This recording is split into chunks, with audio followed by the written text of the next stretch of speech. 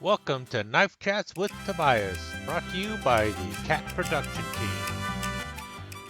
I got a couple things in front of me here that were sent to me by Stuart Harvey.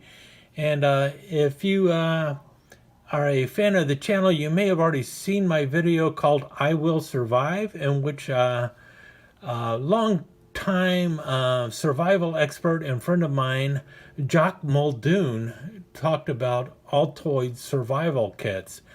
And that was inspired by this kit you see right in front of you here.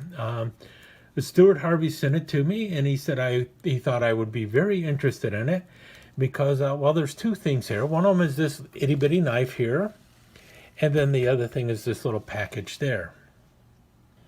And according to Stuart, these items are used by either this knife is used by the Special Air Service and their minimalist survival kits. This is known as a true utility scarab. And then this is a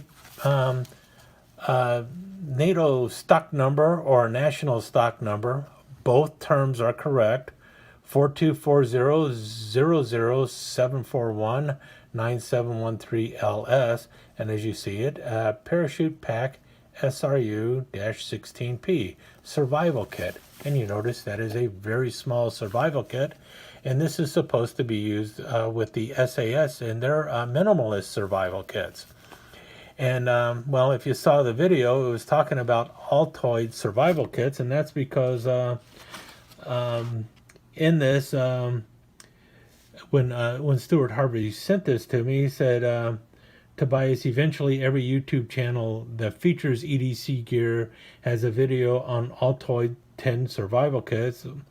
Well, when assembling yours, you now have the knife for it, and yes, I sharpened that knife too. In any case, actually this would be a good kind of knife to toss into like an Altoids 10. Now, if you saw that survival video,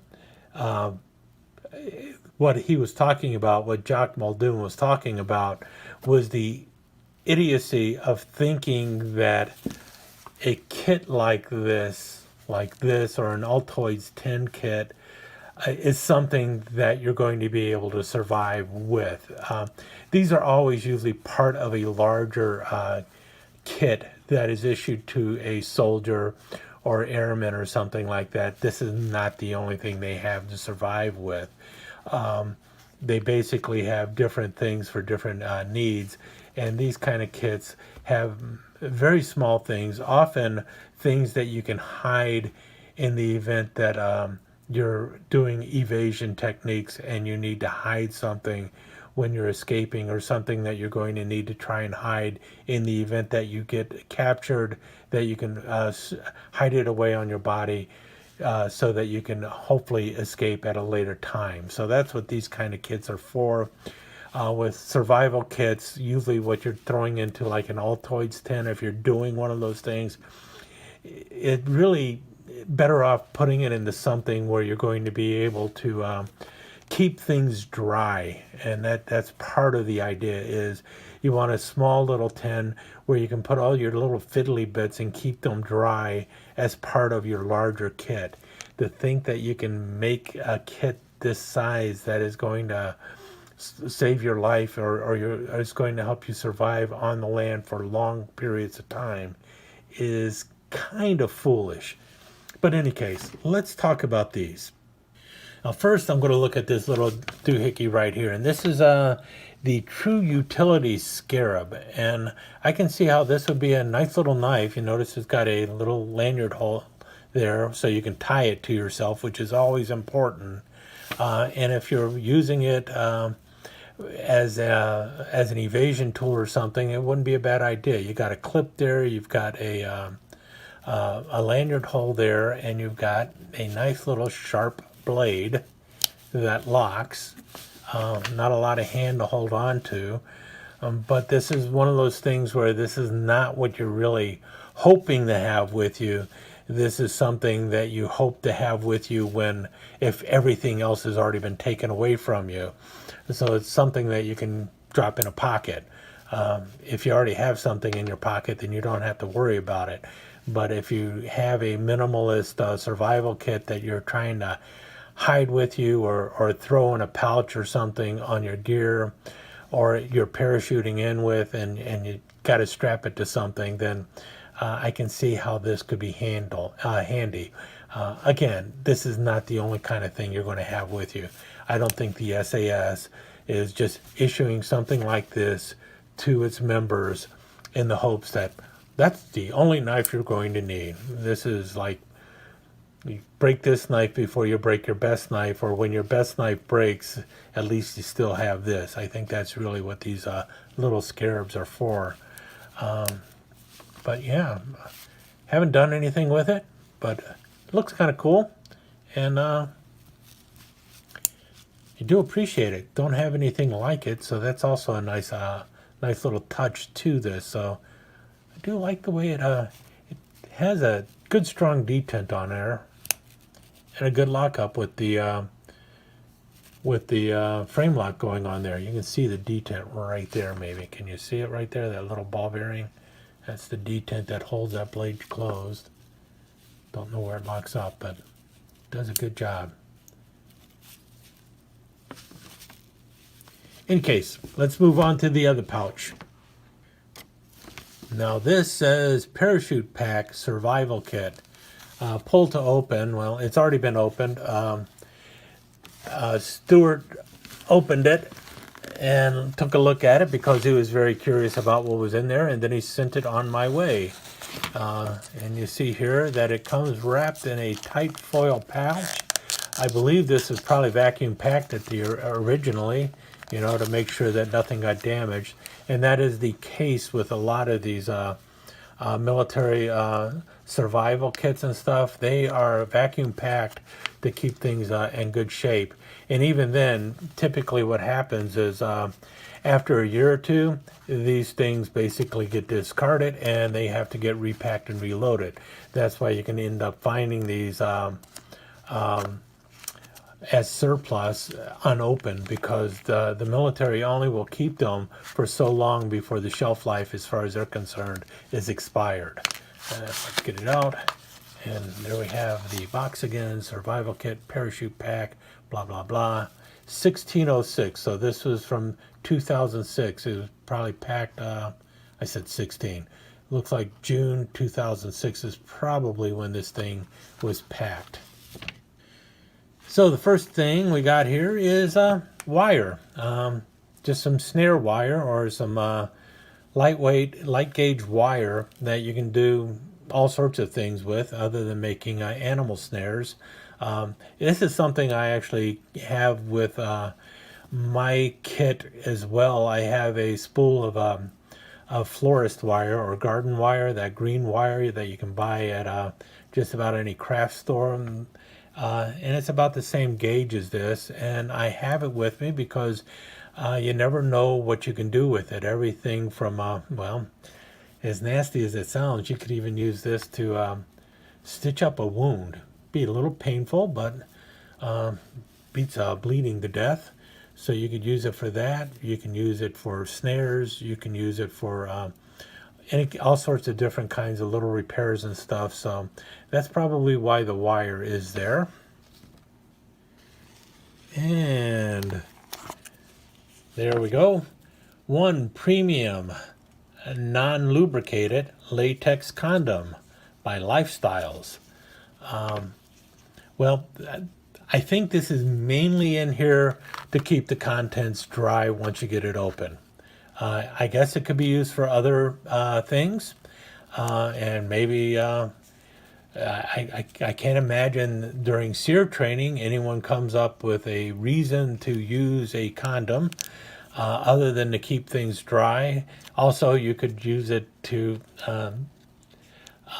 put things in delicate locations in the event you don't want the enemy to find it. So basically, using it to shove it using it to shove the other contents of this packet into some orifice of your body to avoid it being taken away from you in the event of being captured. Remember, this is a survival kit that would be issued to paratroopers who may end up being a parachute pack, actually. So pilots as well, and they might end up behind enemy lines.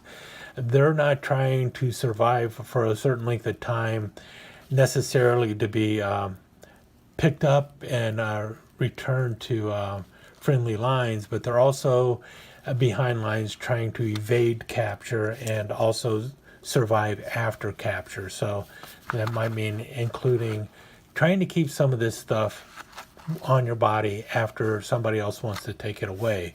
I have not gone through the SEER training, which is what? Survival, evasion, resistance, and escape training that the military does. So somebody who has gone through it will probably have a better explanation of why the condom is in there. And then we have, I'm guessing, these are heat tabs, a number of heat tabs. That would make sense, unless they're little pieces of gum. I don't know. That's a long piece. What's this? All right, these are your strike anywhere matches, waterproof probably. Let me see. Can I unwrap one of these? Man, is that tight.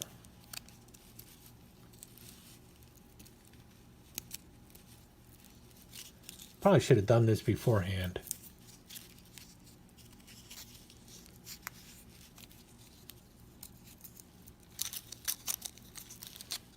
Foil ripped a bit.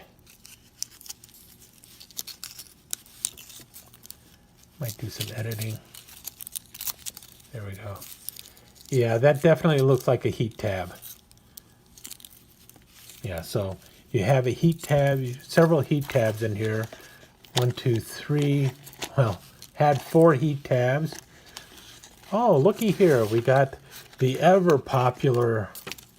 We got the needle and a couple needles, so you can sew something back up. What's this? I do not know what that is. Oh, that's a striker for your matches and your little fish hooks that you can also hook onto your wire here so that you can actually go fishing. And a compass that apparently is not one of the cheapo Chinese-made compasses, because even after all this time, it is still pointing relatively north. And then we have, let me guess, does this say what it is? Could have looked at this. Matches for fire starters, 3 striker strips, knife, 2 needles, steel wire, compass, fish hooks, water bag. Water bag, that's what they call a condom. So there you go. Your non-latex condom is your water bag. Save the parachute and suspension line. Matches must be ignited by striking along the striker pad. Fire starting pads can be ignited by striking along the striker strip, or they can be lit with a match. Matches are not water resistant. Keep them dry. Peel adhesive backing from striker strip. Attach striker strip to interior cardboard. Thread for needles can be obtained from inner cord of parachute suspension line. So see, this is not even a complete kit. You still need to get some paracord. So there you have all that. And here we have the knife, which is basically just a little stockman. It's what? 3-inch long stockman, and got a clip blade there, a sheepfoot blade, and then a spear blade. And I'll tell you what, this is very similar to the stockman knives that were issued to the U.S. Army Air Corps in World War II. So the Air Force has had a thing for stockmans for a long time. The interesting thing I noticed on this knife when I got it was right there, stainless china. I don't know if Stuart Harvey noticed that as well, but it is kind of interesting that in this parachute survival kit, the military, the U.S. military, or possibly NATO, Just grabbed, well, I believe this is Carrollton, Kentucky. So this is right out of the United States, contract number, everything else. It's just like, go find the cheapest stockman knife you can and throw it in the box. Who knows if they all have the same knife even. Blade has some decent wobble going on to it and everything else. In any case, there you have the survival kit parachute pack. And if you think that the military was looking at this as the end-all to be-all survival kit for U.S. service personnel, then you're pretty much nuts. This was just, you know what, people are not always going to have a fire starter on them. They may lose their canteen. They're not always going to have any kind of wire or anything. So let's throw this stuff in there and have this in the kits in the event of an emergency. And that's really all this is something that is part of their basic combat load when they're in a situation that might require this kind of equipment. And, you know, that's how it works. But obviously the pilot or paratrooper is not going into battle expecting to get separated from his troops and live with just this equipment. And you should not think that you can rely on what you can shove into an Altoids tin. That has to be part of your supplemental kit for your overall survival kit bag. In any case, thanks a lot, Stuart Harvey, for this really cool stuff. I'm really, you know, it's kind of fun to look at.